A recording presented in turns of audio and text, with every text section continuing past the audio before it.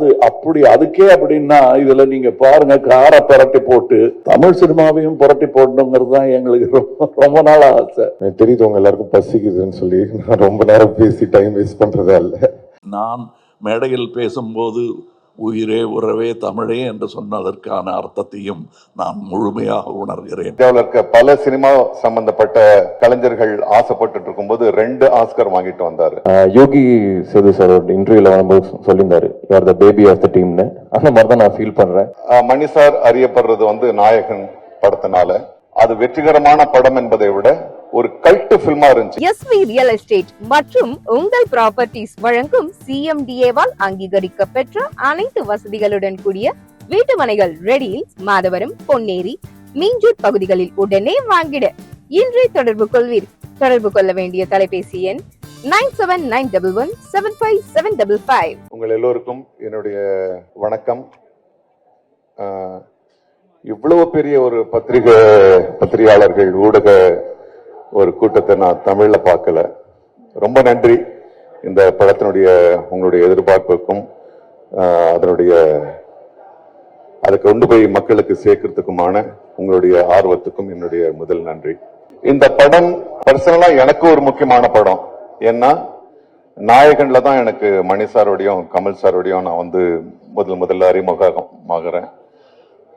அவங்க 2 பேருமே சேர்ந்து 38 வருஷம் கழிச்சு ஒரு படம் பண்ணும்போது அதுல ரொம்ப ஆச்சரியமான ஒரு விஷயமா நானும் அதுல இருக்கின்றதுல எனக்கு மிக நெகிழ்ச்சியான ஒரு விஷயம். அது இல்லாமலேயே இந்த படம் இந்த மேடைக்காக சொல்லல, மரபுக்காக சொல்லல, தமிழ் சினிமாவில இது ஒரு முக்கியமான ஒரு படமா இருக்க போகுது.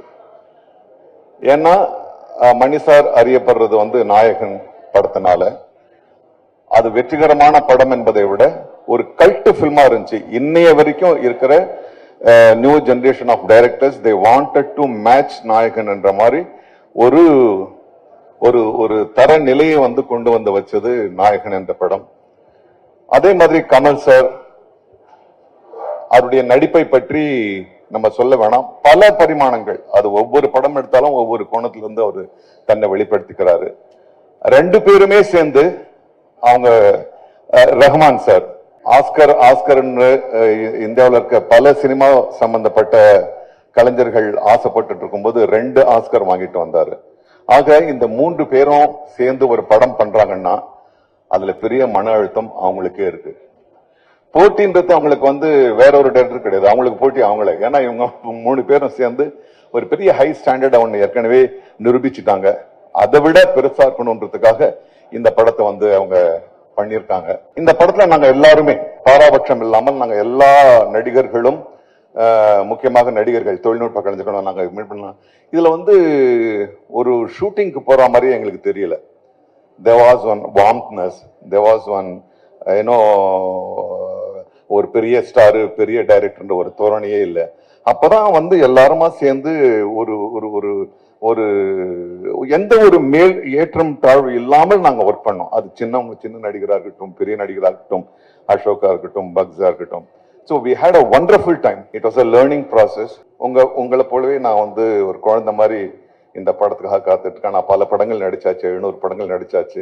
நான் இப்போதான் அர்ஜுன் கிட்ட சொன்னேன், என்னடா இது போருக்கு போற மாதிரி இருக்கு அப்படின்னு. So I am enjoying the feeling. I think you will all enjoy this film. And definitely it's going to be a film which will bring pride to Indian cinema. வணக்கம். இந்த படம் பொறுத்த வரைக்கும் எனக்கு எல்லாமே சந்தோஷம்தான். என்னோட கனவு மணி சார் படத்தில் நடிக்கணும், கமல் சாரோட நடிக்கணும். இதெல்லாம் ஒரே படத்தில் நடக்குதுங்கிறது ரொம்ப சந்தோஷமா இருக்கு. யோகி சேது சார் இன்டர்வியூல வரும்போது சொல்லியிருந்தாரு, you are the baby of the டீம்னு. அந்த மாதிரி தான் நான் ஃபீல் பண்றேன். ஏகப்பட்ட தருணங்கள் கத்துக்கிறதுக்கும் ரொம்ப சந்தோஷமா வேலை பார்க்கறதுக்கும் நாஜர் சார் சொன்ன மாதிரி ஏகப்பட்ட லெஜண்ட்ஸோட ஒரே படத்துல எனக்கு சான்ஸ் கிடைச்சது. I'm just really happy. Kamal sir, Mani sir, Ravi கேச்சந்தன் sir, Nassar sir, Simbu sir, Trisha ma'am, இந்த மாதிரி ஏகப்பட்ட டேலண்டட் பிக் பீப்புளோட ஒர்க் பண்றது I'm just really happy. And இது எனக்கு ஒரு படம் இல்லை, this is a milestone for me. And உங்க எல்லாத்தையும் பார்த்ததுல எனக்கு ரொம்ப சந்தோஷம். Thank you. Thank you so much Ashok sir. அடுத்ததாக I'd like to request Simbu sir to say a few words to the press. இதுக்கு தனித்தனியா பார்த்துருக்கோம். எனக்கு தெரியுது உங்க எல்லாருக்கும் பசிக்குதுன்னு சொல்லி நான் ரொம்ப நேரம் பேசி டைம் வேஸ்ட் பண்றதா இல்லை. நாளைக்கு ரிலீஸ் படம். ஸோ ஆக்சுவலாக கான்ஃபிடென்ட்டாக இருக்கும், சந்தோஷமா இருக்கும். இந்த படம் எல்லாருக்கும் ஒரு மிகப்பெரிய வெற்றி அடையணும்னு இறைவனை வேண்டிக்கிறேன். ஏன்னா ரொம்ப உழைப்பு போட்டிருக்காங்க. கமல் சார் வந்து ஆக்ஷனாக இருக்கட்டும், பெர்ஃபார்மன்ஸாக இருக்கட்டும், பின்னி படல் எடுத்திருக்காரு. எல்லாருமே அவங்களோட ஒர்க்கை ரொம்ப கஷ்டப்பட்டு பண்ணியிருக்காங்க. ஸோ எங்கள் டீம் சார்பாக நீங்கள் எல்லாரும் வந்து படம் பார்த்து என்ஜாய் பண்ணுவீங்கன்னு நம்புகிறோம். Thank you so much. Thank you. Up next, without any further delay, our Vinmali Nayagan Avargal. Sir, please few words. அனைவருக்கும் வணக்கம். இந்த எங்கள் பயணத்தில் ஆரம்பம் முதல் எங்களை தாங்கி பிடித்து இந்த மேடை வரை கொண்டு சேர்த்ததில் பெரும் பங்கு உங்களுக்கும் உள்ளது. அது மறுக்க முடியாத உண்மை. நீங்க எப்ப வேணா இது எப்படி இருக்குன்னு தெரியலன்னு ஒரு அங்கலாய்ப்புடன் யாருமே பேசலைங்கிறது எங்களுக்கே ஆச்சரியமா இருந்தது. வழக்கமா அப்படி பார்ப்போம் வரட்டும் அப்படின்றது. அதுக்கு முன்னாடி நீங்களே அதை உங்கள் எதிர்பார்ப்பை உங்கள் கண்களின் மூலம் காட்டுகிறீர்கள் எங்களுக்கு. எனக்கு இது என்னுடைய யூனிட்டை பார்க்கும்போது முகதாட்சியம் கருதி நல்லா இல்லைங்கிறத நல்லா இல்லைன்னு சொல்ல மாட்டாங்க, நல்லா இருக்குங்கிறத கை தியேட்டர் ரசிகர் மாதிரி கை தட்டி விசில் இல்லாம அடிக்க முடியும். அதனால நல்லா இருக்கு சார் அப்படின்னு சொல்லிட்டு போயிடுவாங்க. கொஞ்சம் அழுத்தி தான் வாசிப்பாங்க. ஆனால் நான் அவங்க கண்ணை பார்த்துக்கிட்டே இருப்பேன். ஏன்னா அவங்க எல்லாருமே சீசன்டு பீப்புள். இதுல இங்க வந்து கத்துக்கலாம்னு வந்தோம் சார்ங்கிறவங்க யாருமே கிடையாது. கத்துக்கிட்டு வந்தவங்க தான். டெக்னீஷியன்ஸா இருக்கட்டும், நடிகர்களா இருக்கட்டும், அவங்க கூட வேலை செய்யும் போது அவங்க முகத்துல பாக்குற சந்தோஷத்தை வேற பெரிய பெருமைகள் இப்படி பண்ணிருக்கோம் அப்படி பண்ணிருக்கோம் பேசுறதை விட ஒரு க்ளோஸ் அப், அது சிந்து சார் தான் இருக்கட்டும், இல்ல ஒரு சின்ன பையன் தான் இருக்கட்டும், அது எடுக்கிறதுக்கு ஒரு 50 பேர் வேலை செய்வாங்க. திரை பூரா ஒரு முகம் தான் இருக்கும். அது அப்படி அதுக்கே அப்படின்னா இதுல நீங்க பாருங்க, காரை புரட்டி போட்டு தமிழ் சினிமாவையும் புரட்டி போடணுங்கிறது தான் எங்களுக்கு ரொம்ப நாள் ஆசை. எங்களுக்கு கிடைச்ச படை வீரர்கள் நிறைந்த படை.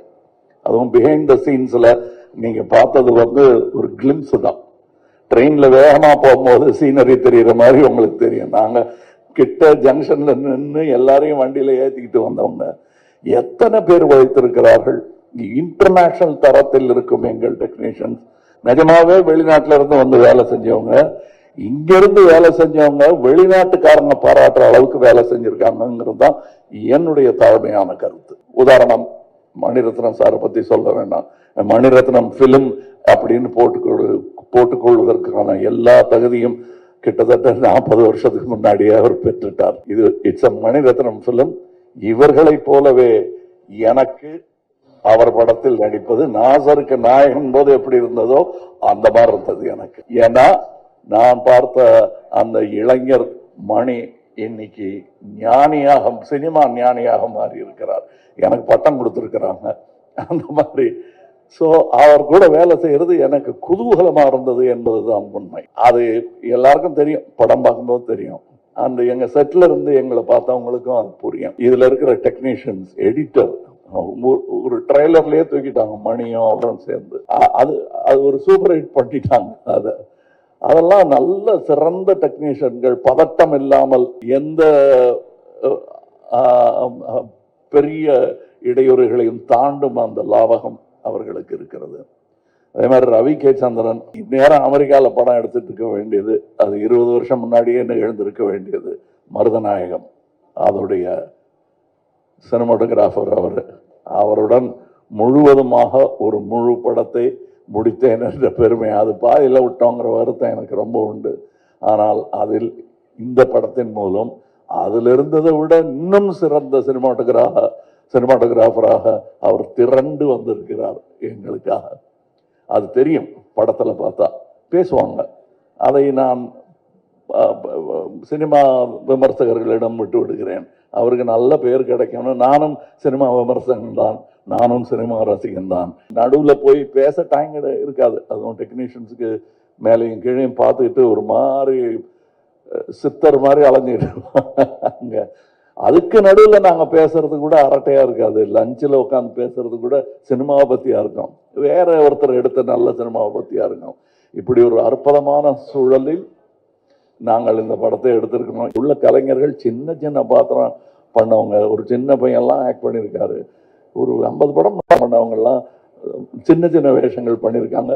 இந்த சந்தோஷத்துக்காக, மணி சார் கூட ஒர்க் பண்ணுங்கிற சந்தோஷத்துக்காக தான் பாதி பேர் வந்தாங்க. சம்பளம் 2ஆம் பட்சம் தான் அவங்களுக்கு. இது எங்களுக்கு தெரிந்த உண்மைங்கிறதுனால சொல்றேன். நாம வையாபுரி மாதிரி ஆர்டிஸ்ட் எல்லாம் நாங்க கண்டெடுத்தவர். அவர் ஜூனியர் ஆர்டிஸ்டா இருந்த போனிக்கு அவர் எங்க கூடயே உட்கார்ந்து சீட்டு கிடைச்சாச்சு, உட்கார்ந்துடணும்.